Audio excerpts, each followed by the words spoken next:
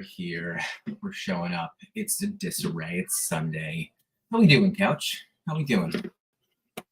Hop on the couch. We got people, kettlebell guy over here on Instagram.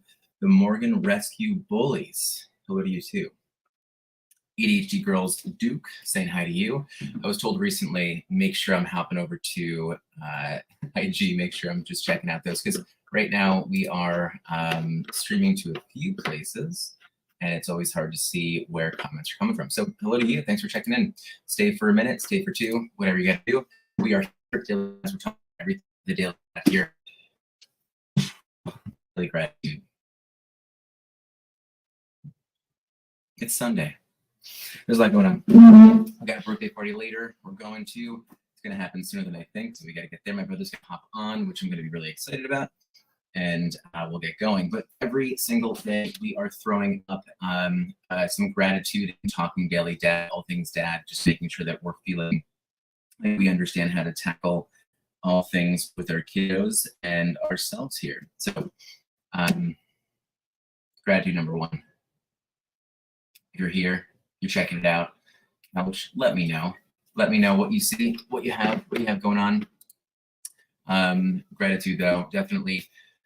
I think for me, I'm just realizing that there's so much going on, and I wouldn't be able to do it alone. So I'm grateful for my wife being able to tackle the things that I definitely can't all the time, and she does so much, especially with getting the kids ready. And I think making sure that they are living their best life, especially with friends and everything. They are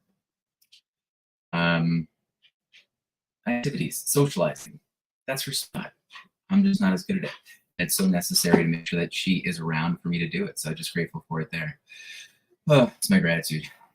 What do you guys got though? You gotta let me know. Let me know about your gratitude. Too much research to let us think that we can't talk about gratitude. So that's where we're at. That's where we're at this morning. There's so much going on. All right, cool. All right, so Daily Dad. Today is October 27th. Let them know about your battles.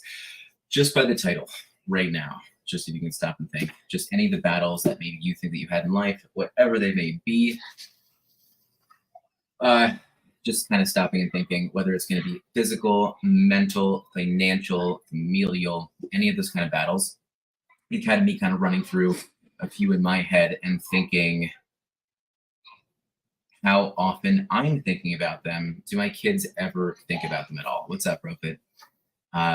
Ropit, drop some gratitude. You got it?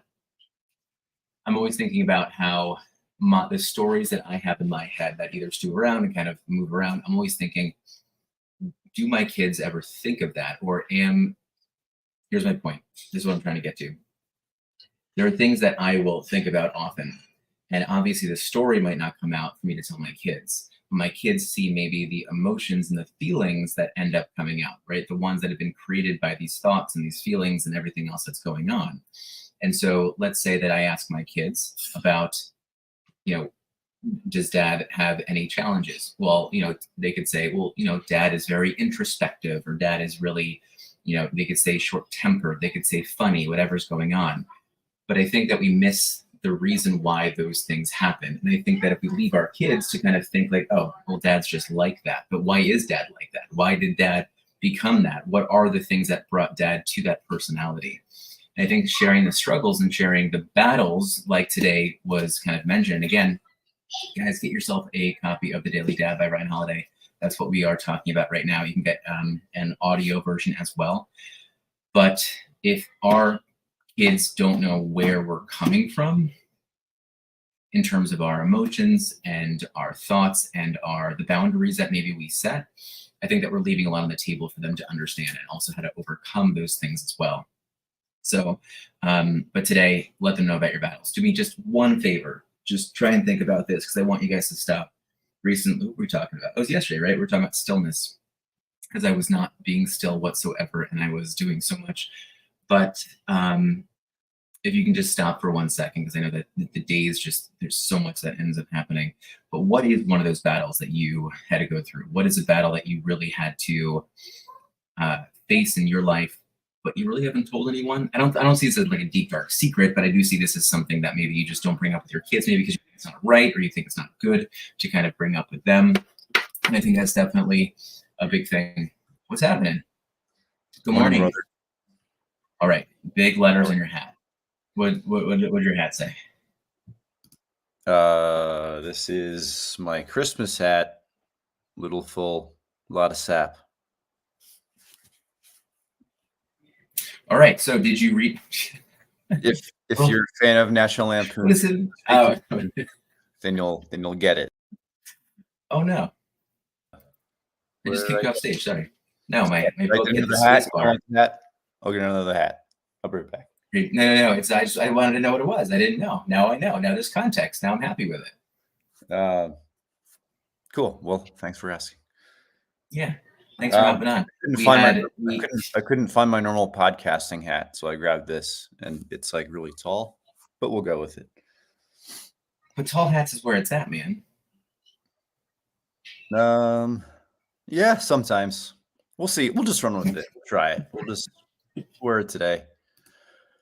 Actually, full you know what an interesting thing is? Full disclosure, your text message did wake me up, so I'm fresh out of bed like 7 minutes ago. So good morning. That's good. That's just authentic. Authenticity. We got MP here, we got Brofit here too.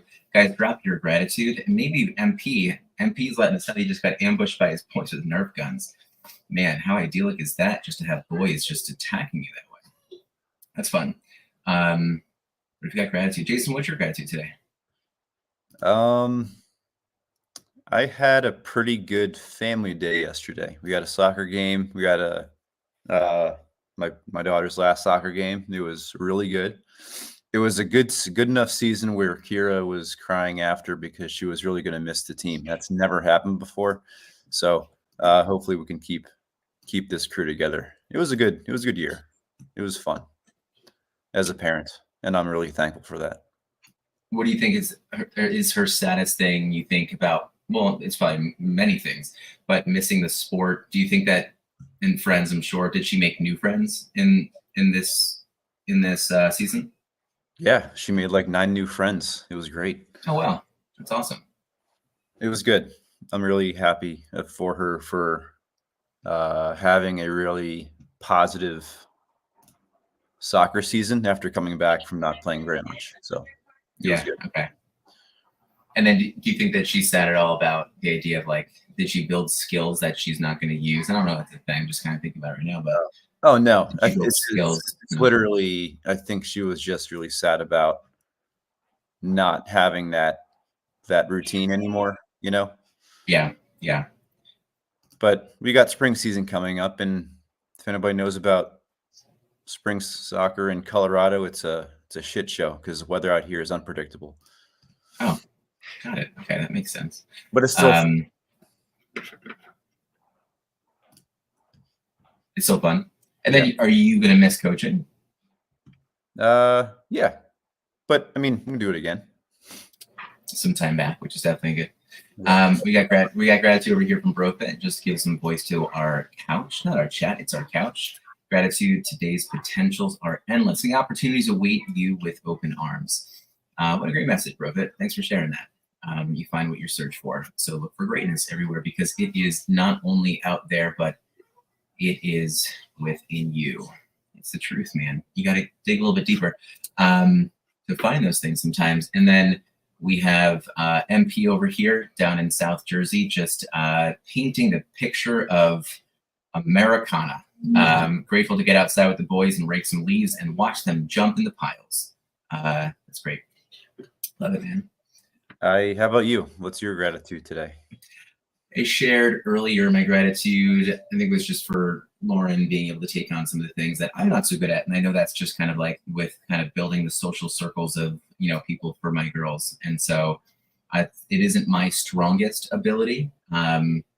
Sometimes, I don't know what it is. Sometimes I feel like relationships need to be a little more purpose driven for me, which doesn't sound good. But, sometimes I feel like building a relationship, obviously for the girls has a purpose, but then building relationships with people that I'm having a hard time connecting with, like the parents, that makes it a little bit harder. And I think it is kind of a, something I definitely need to work on a little bit more, because it's not about me, it's about the girls. But especially in person, I think just kind of fixing that a little bit would be a good thing. So yeah, I get that. okay, I mean, anyway, I'm definitely grateful we're doing it. I think it's important that you form relationships along with that are, parallel to your daughters. I don't think there's anything wrong with that. I mean, there's definitely, I think that's a good, you're waking my brain up. So thanks. I think that's a really good thought. Cause I guess my closest experience with that is like the drop off line in the morning for Hazel. It's like, we're really good friends with Kira's parents because she's 11. We've known these people. And then not a whole lot with Junie's friends' parents, because that was like really weird. It's like the pandemic kind of definitely, we kind of skipped over that social part for Junie's friends' parents. But now we're back in it with Hazel's parents, and now we are kind of like the slightly older parents. So Oh yeah. We there's a few people that I can see that we would get along, and then there's others where it's just kind of like the hello in the morning friends, and there's nothing wrong with that. Yeah, it's not. I just, I think my question always comes up to like, what's the detriment? And so I always like, I always that's what I always think. I never think about like doing something then finding the good right away. I always think, well, is there something bad from this? So, it's like, oh, well, Ryan, like, why are you catastrophizing? If you feel like you're not going to connect with those people, like, is there a problem? I'm like, oh, yeah, no, you know what? She's actually having a really good time. So, I don't really need to be so involved. But I think the detriment sometimes is like just not being out and active and running around as much. So that's all. It's just something that's on my mind. Always got to work with it. You're doing good. You're doing good. Don't worry about it. Oh, thanks, man. Appreciate it. Battles. I was thinking, so I was asking a question before. Brofit, MP, Greg, good morning too. Grateful for coffee is definitely a good thing. I don't have any coffee here, and it's killing me right now. So I'll have to. I feel like I'm missing something. I don't usually have pre-workout, but I went to the gym and I had some pre-workout, and it's just, it hits a little bit differently. Like it's like less introspective and just more like angry lifting. When you go to the gym in the mornings, do you do like your pre-workout and then work out and then come back and then have coffee? So now you're like doubling up on stimulants? Because that's what I do. Oh my goodness. I think I end up throughout a day I have more caffeine that's going to kill like 2 horses. So never a good thing. And I'm joking about it, but I know that it's a serious thing sometimes. So it definitely can throw me off. But no, I usually have I have a lot. We should definitely talk about caffeine one morning, but it definitely can affect me in the back end. So I don't know how much caffeine I usually have. So last week, last week I went to Costco and I got like one of those like variety packs of the Celsius drinks. It's like 200 grams of caffeine.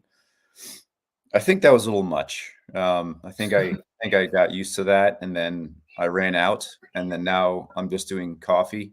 It all sounds unhealthy now, but yeah, I was definitely like loading up with a lot of caffeine. You want to know what sounds unhealthier? What's that? In the same vein is they sell Celsius in those little like hydration sticks. Yeah. And so you can just like, you can dump like 5 sticks into what, not that I've done this, but you can just dump as many sticks into like a bottle that you want to, and then you can just like ramp up your caffeine to like above 600. Now, I know when you're thinking about sports nutrition, when you're thinking about things that definitely benefit you, like everyone's different with caffeine, but usually 400 milligrams is where you start to see like an ergogenic effect, like a benefit to your workouts. So that's what I always have in my head. It's like 300 to 400. And again, everyone's different. But so in my mind, I'm like, okay, I could definitely have a coffee, and then like I can have a pre-workout and I'm good. Then I forget I'm going to get home and probably have another coffee just out of complete habit. And then so now I am just like an energized bunny, just like Craig is saying over there. But the angry lifting, Brofit, sometimes the angry lifting just feels good. Like, I go in, Brofit knows this, Brofit down in Arizona. I've created my own way of kind of going into the gym. It's been really helpful for me. I've been doing it for like over a year now, but I think more so just kind of talking about it. You got a house? What's that? It's a Hey, barn. Dee. Where'd you get it from? Yeah. It was here?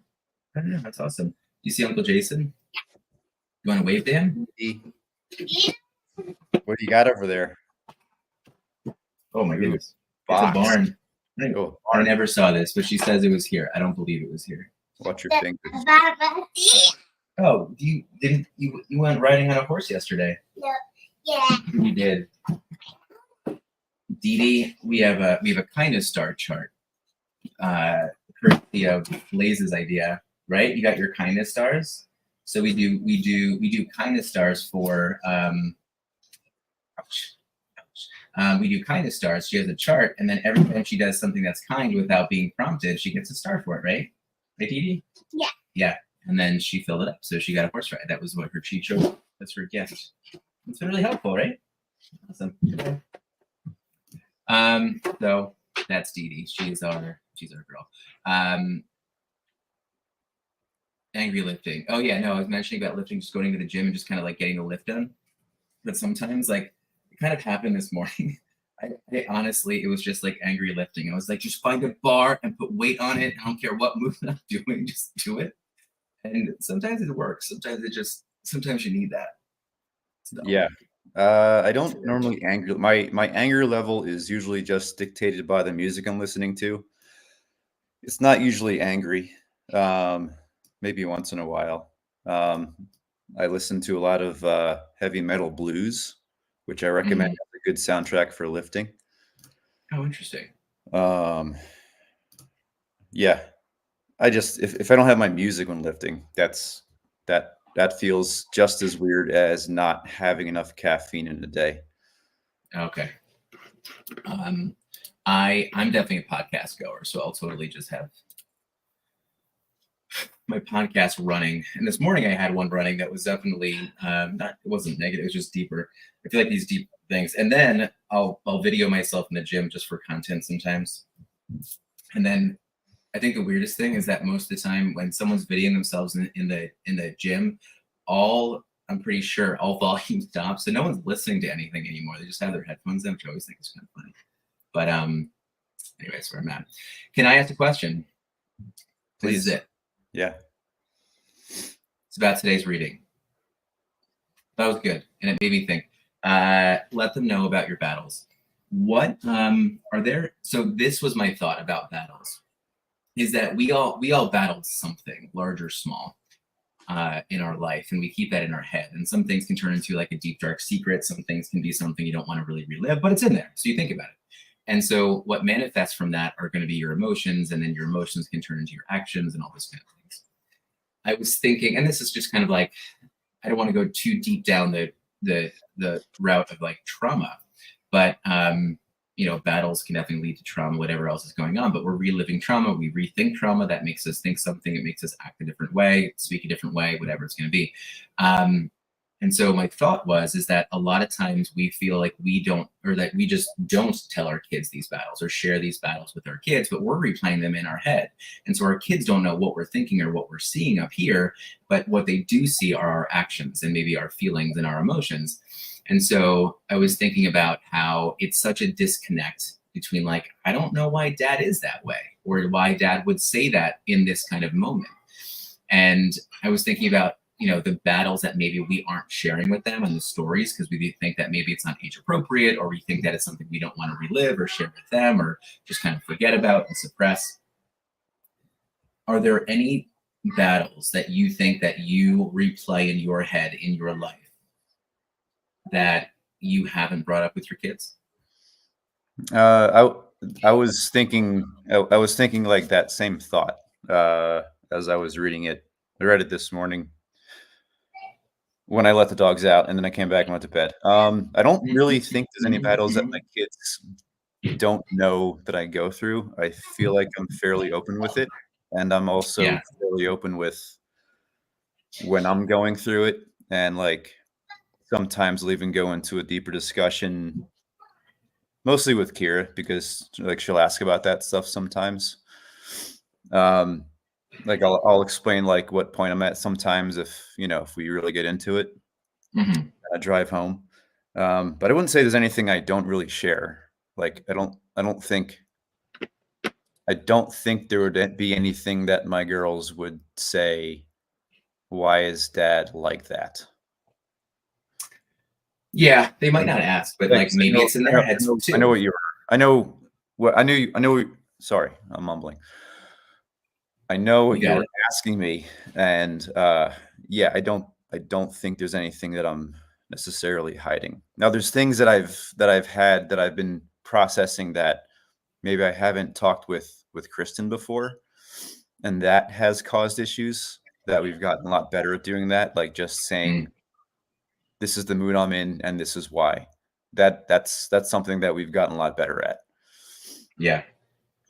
Was that through share what you want? Was that through counseling, or did you guys come to that conclusion on your own? Yeah, we've been to a counselor before just to talk, just to like maybe like a reset.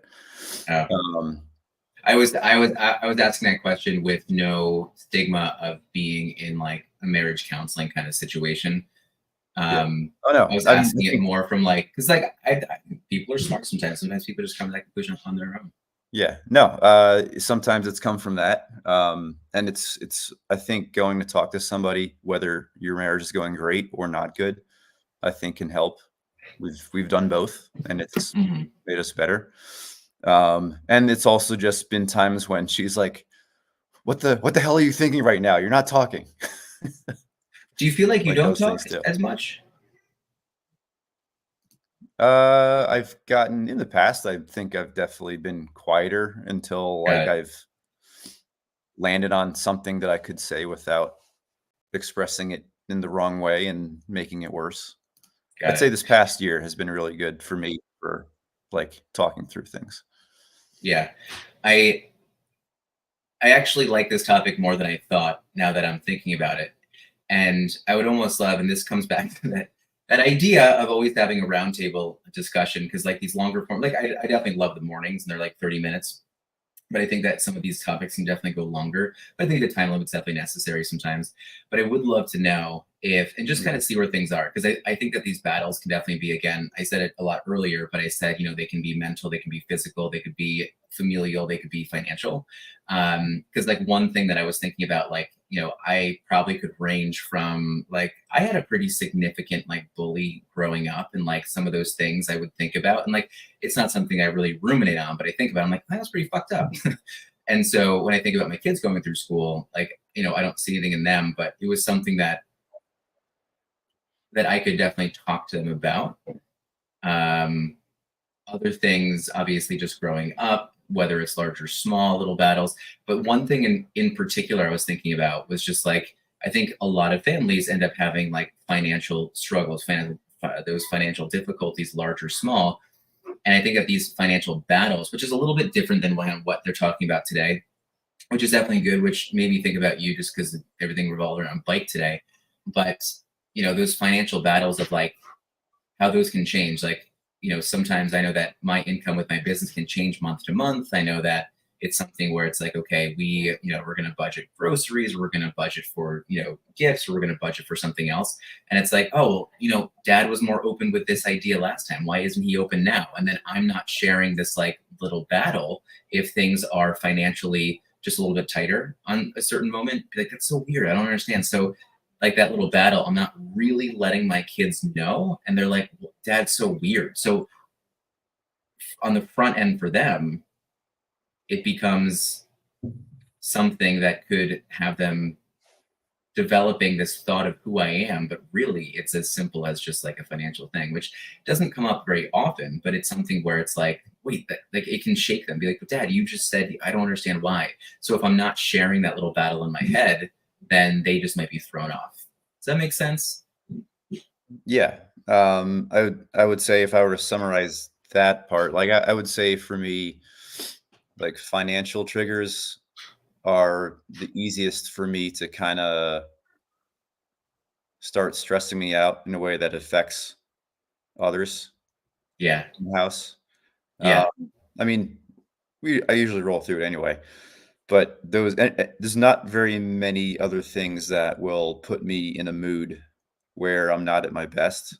Yeah. Where if like, something something financial is off this month and we don't have enough money to do something or whatever. I would say that's the biggest trigger for me, that I tend to just ball up into my chest until it disappears. And and in that process, I just kind of not as happy, maybe a little more irritable. Yeah, I hear you. But again, But is like that's also probably the biggest issue that me and Kristen have gotten a lot better at talking about, is like the financial things that have previously been unspoken that we both assumed was known. mhm, That mhm. was that's been one of our biggest issues as a couple that affect us as parents. Yeah. So I think that, well, here, let's just tie it back in, because if no one read today, the whole thing, and I actually looked this up because it was really interesting. I know that we're getting close to time here, but today was let them know your battles. And so I was talking about Major Taylor. I know that you are you're into bikes, but more trail riding. This was about Major Taylor, who was, I guess, is known, because I don't know this, is known as one of the greatest cyclists. But he was born in 1878, so we're definitely talking, a while ago. But Major Taylor was black, and so what it really talks about here is that Major Taylor fought his way to the top of the sport, as it says. But he's basically fighting the fact that he had to work through racism, and just the sport itself. I was trying to figure out, because it said that he had two battles. The battle was the fact that he just battling in sport, but then he battled racism too. And so, and I was trying to look this up before. Let me see if I can pull this together in like 10 seconds. But Major Taylor, um, I believe he'd also be known right now today as the greatest American sprinter of all time. So if he was alive today, he'd be, I guess, still competing. But again, this is like in the 1800s, like early 1900s. And so, do you happen to know the fastest speed of a bike, Jason? Is that something you knew? I did not. I didn't either, and I still don't. But he just rode his bike 82 miles per hour, which I'm assuming is just really fast. So, but yeah. So anyway, have you ever been on a bike that was going like 25 miles an hour? Like 25 miles an hour going down a hill on a street? You're like, wow, if I fall off, I'm losing my face. I can't even imagine what. Or wait a minute, is that the guy? Did he do that in like the desert? Was it like a Red Bull thing? Red Bull thing? No, this is like the early 1900s, which is why it's so amazing. Miles an hour in the 1800s? That's crazy. How fast did Major Taylor ride his bike? Roughly 82 miles an hour. And so he was on a trainer for this, so not in the desert. Red Bull was not around then, unless maybe it was. We don't know. Maybe they just relabeled it. But fastest mile in the world. So in 1898, Major Taylor sets the fastest mile world record, beating an international champion and skyrockets to fame. In 1899, Major Taylor rides 1 mile on a trainer, 43 seconds, at a speed of roughly 82 miles an hour. So like they're just basically talking about he's just like an amazing athlete, right? So there's a lot on this guy, and even talks about like this book. Michael Kranish writes a book, The World's Fastest Man, and it's interesting. Anyway, it isn't so much about biking, but it's more about the fact that Major Taylor ended up dying, and he died alone, and he died penniless, and all these things as well. But his daughter basically thought that that her father had died and didn't really care about her. But I don't think that really what this gets to is that his daughter, Sydney, she was young when he died of a heart attack. She didn't know everything that was going on. And so the battles that he was taking on and everything that he was going through, I think she just took on basically as this absent father. And so, is it something where this, amazing athlete could have shared some of these things? I think that would have been good. Ryan Holiday ends this whole meditation today by saying, all of us will lose what Sydney and Major lost, a chance to support each other, to understand each other, to learn from each other's struggles, and to be loved and fully appreciated by each other. And so, I think that I love the reminder of sharing the struggles to share the win. because I think that our kids, like, we always want to share the win with our kids. Like, guess what daddy did? But then all of a sudden, they don't know where you've come from. And so then they just think like everything's about winning. But really the loss in itself, there's so much to learn from it. And I think I'd rather my girls not think that I won. I'd rather my girls to think that dad really worked hard to fix problems, or dad really worked hard to connect people, or dad really worked hard to make sure that, when something didn't, something wasn't, working well, that he was just able to kind of find solutions for it, so that we become solution oriented instead of just success oriented. That's just what I kind of want for my girls. So that's what I was thinking. Thought it was good. I think my takeaway from that, and I have time if you want to stay on longer. I'm not in a rush unless you want to keep it to the 30 minutes. But my takeaway from that is I don't want my daughters to. I want my daughters to know everything about me before I pass away. I don't want them to wonder about me or wonder why I was like the way I was. And I don't want them to like learn anything after I pass. I want them to know who I was while I'm with them. Okay. So then how are you going to do that? Be open with their struggles. Tell them what I'm going through. Tell them how I work through it. Because here it's like the main point is that he was battling racism his entire time of writing, right? That's like the big thing. Mm-hmm. It's like that was the big underlying issue with him as a dad. And when he passed, there was some connection that wasn't made while he was awake or while he was alive. I would like my daughters to know everything about me before I pass. So in that kind of situation, I don't have an answer here. I'm just asking. Let's say that you're major tailors and you're going through racism, which I think is a really hard thing to put yourself in the shoes. And I think that's someone be like, he has no fucking clue. Why is he going to try to even talk about being in a position where racism is affecting him?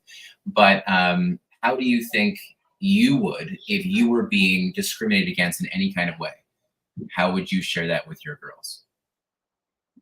Also, I also don't want to press too hard on you because I don't have the answer, and I'd love to be part of the conversation. Just you have the answer. I think it's a great thought experiment. If I was dealing with something like racism, well, I mean that's the battle. He was doing it because that's something he believed in, despite the racism that he was dealing with.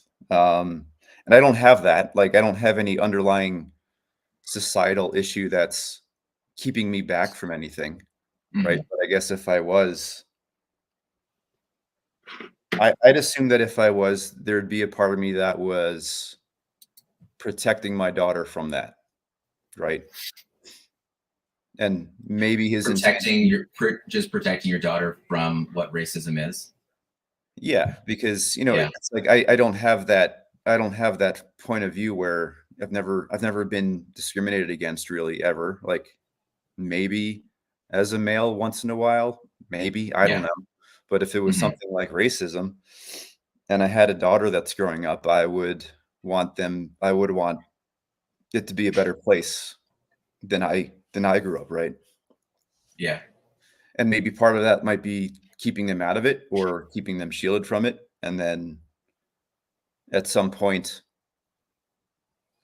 the possibility is my daughter has to face that straight on herself. Right. Yeah, for sure. But I think it's all about preparation too. I think it's definitely, talking about those things and approaching the right way. Being two white men right now talking about racism and, a black man that went through it, I think is definitely tough. And I do agree with Craig over here that racism, this is what I agree with, right? However you think about it, but that racism is a learned behavior. I do believe that, right? And that we do have to educate our kids. But regardless, it's the same. We were having a conversation with someone just the other day about there's an organization here in might be around the country. I think it's just here in Brooklyn, but it's called Moms Against Media. something like that. But it's basically about like not giving your kids a phone or getting them involved in social media before 8th grade. I think it's kind of like what the movement is about.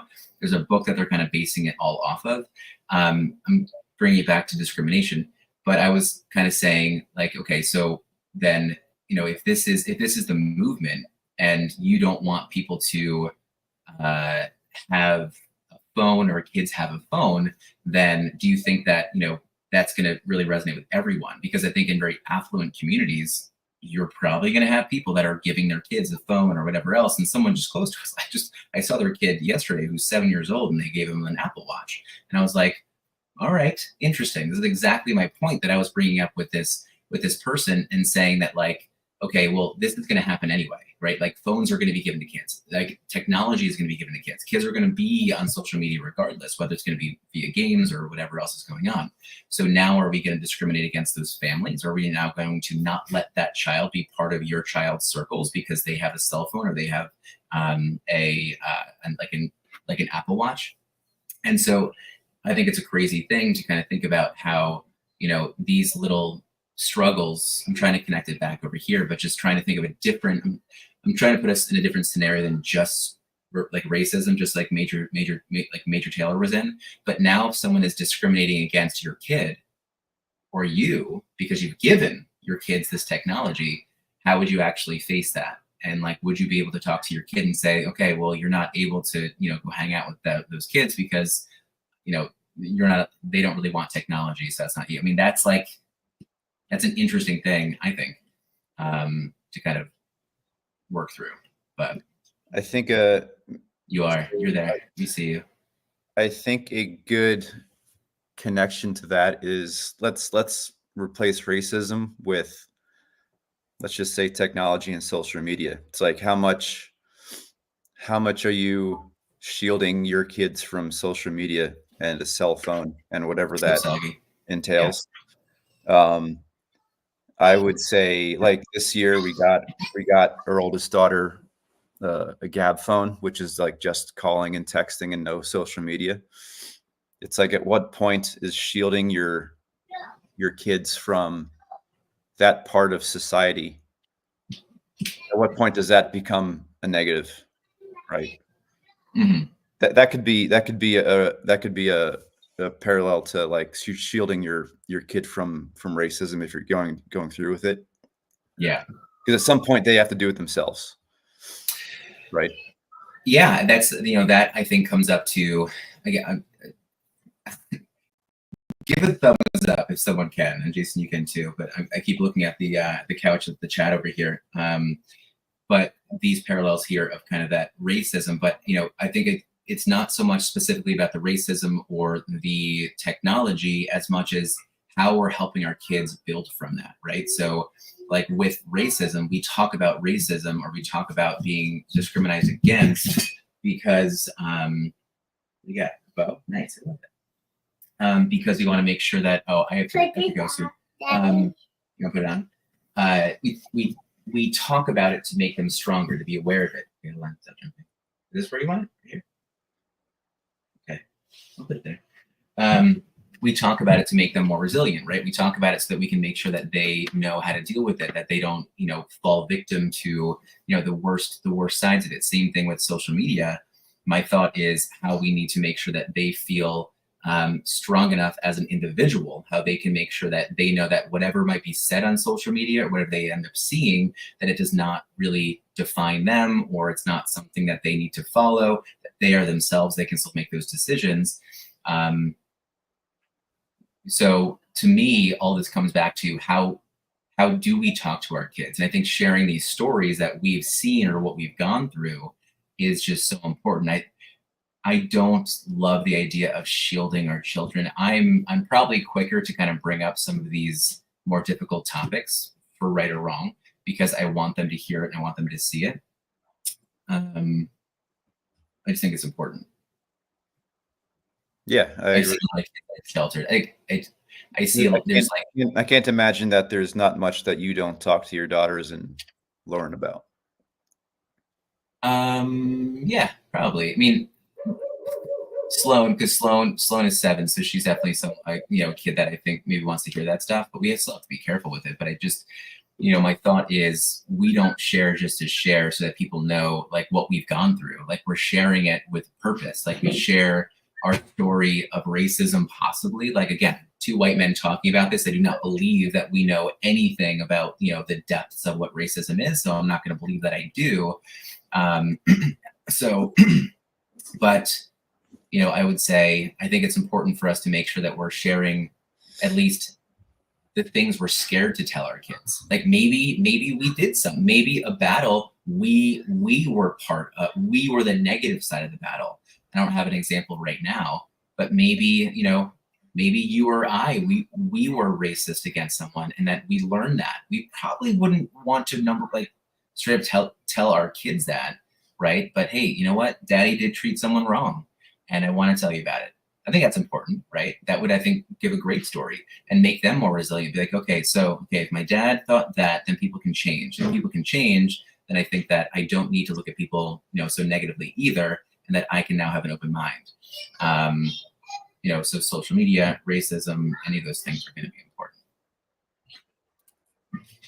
Yeah, well said. I think just to sum it up, just be open to being open with your kids about whatever it is you're going through. Don't let them find out anything too late, I guess. Do you keep in a journal? Are you writing to them? Are you writing emails? What are you doing? We do have an email address for them, but I haven't touched it in years. I feel like so many parents have an email address. Yeah. I feel like our kids are gonna be like, "Oh, this is so cool." If I'm in something, if I'm going through something, and there's not really been any huge things that I've had to like really break open in front of my daughters about, but if there were, I'm sure I trust myself that I would be open with it for sure. Yeah, I hear that. Well, yeah, I'm gonna think today about being open when the moment's right to share some things with them. Although I can't really think of anything at the moment that would need to be shared right away. If you can't think of anything at the moment, you've probably been open about it. Well, I don't know if that's the truth, because we can easily suppress things and then just try and forget about them. So I don't know if that's the case. Let's sign up. But I know that Sagi just put a bunch of thought into this. Realize my ignorance to the presence of racism. My best friend growing up. Yeah, I think the presence of racism, I think, is definitely something that I think a lot of people have a hard time with. Just around like different areas of the country and whatever else is going on, because we live in different environments. Like someone that's in an urban environment is not going to understand the type of racism, right, or the type of discrimination of the lifestyle that someone in rural Iowa is going to have, and someone in rural Iowa is not going to understand how that really affects people over here in an urban environment. I'm talking about in Brooklyn. My best friend growing up was African American. He was like family. I didn't see any different in us as kids. My sister married someone who is a minority, and until I asked questions, I didn't know the depth of the differences growing up and what he thought, what he went through in different moments then that I never experienced. Yeah, something that got me a couple of years ago, I think once we had Sloan, was when I learned that Black parents would have to talk to their kids about going out, and how like even just walking down the street, like you're going to be looked at differently. Like wherever you're going, you have to understand like the things to look at, or even, I've heard people kind of talk about like when they either get pulled over or, their interaction with certain, authority, how they might need to act to keep themselves safe. But it's just a lot more thought. It's a lot more thought than you think about. It's kind of like a man, like when I am walking home at night and I see someone in front of me walking into my building, I'm a man walking behind a woman into the building. It's like 10:30 at night. I will, okay, I gotta go. This is my last thought. But this is, but my thought is that I'm a man, like I need to now announce myself. And the thought that goes into that, and I don't know if a woman thinks about that, if the woman was following another woman, like I know I drag my feet so that they can hear someone behind them, right? Number one, they know that someone's there. And then what I'm going to do is I'm now going to say out loud, hey, I'm behind you. Just want to let you know so that I don't scare you. And then I'll make sure that I'm approaching them really slowly. Like I think about all those things because I don't want to be maced, but I also want to make sure that someone doesn't feel uncomfortable. So, just want to think that. Anyway, I got to go because we have to go to a party. But thank you so much for hopping on again. I'm always so incredibly just grateful and honored to be able to be here and you guys always checking in. So Craig, Soggy, thank you so much for being here. MP, Brofit, and of course you, Mr. Jason. Thank you, brother. Have a good day. Enjoy your party. All right, guys. Take care. Mugs and coffee and hearts and gratitude. Love you all. Bye.